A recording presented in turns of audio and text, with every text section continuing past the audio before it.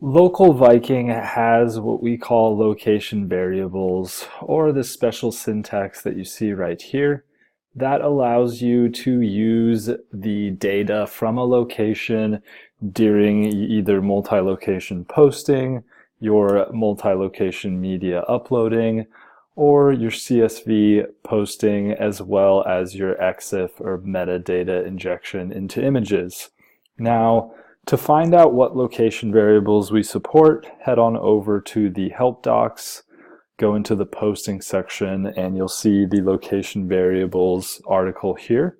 Now you can see each one of these is going to be what you're going to use in your content and a little bit of description of what you'll see and an example piece of data. So if you were to use the location.address, you would see the address in this format. If you were to use the location.name, you would be grabbing the name. We also have language code, primary phone, website URL, business website URL, location.address lines, which is just going to give you this fragment of your address. You can get the city using the locality, and then you can get the state or the state abbreviation using this .area. And you can see all of these here.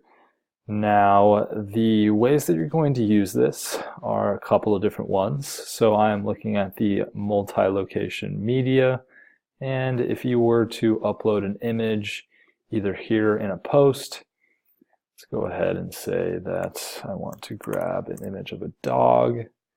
You can grab these two pups here, and let's go ahead and we will edit this EXIF, and it's just telling me that I need to select an image here.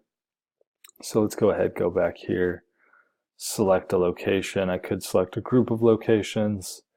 Let's go back in here, and now I can click the recommended EXIF, and you can see that now the system has automatically populated these location variables. You can go ahead and choose different variables. You can put in other content around here. But let's say that this image was going to 5 different GMBs. When it goes into each of the different GMB locations, you will be injecting location-specific data. So the first GMB will have its name put into the title, the second will have its own name, the third, so on and so forth. Now the multi-location posting functionality works the same way. We can go ahead and we can select a group of locations. I only have one loaded into this demo account here, but let's say we had a tag with a bunch of locations selected, and I could come in here and say this location is named, and we can grab the specific name. So if this post was going across a bunch of different listings, each listing would publish the post with its own name substituted in here. Now you can also use this functionality on the single location posting mechanism or the CSV bulk upload posting. Again, this is just going to allow you to reach into a location and grab out location specific attributes as you do bulk actions or even single actions. Hopefully that makes sense, and you can always hop in here again and review this article, bookmark it if you'd like to have these tags saved, and that will allow you to always be able to quickly use our location variables.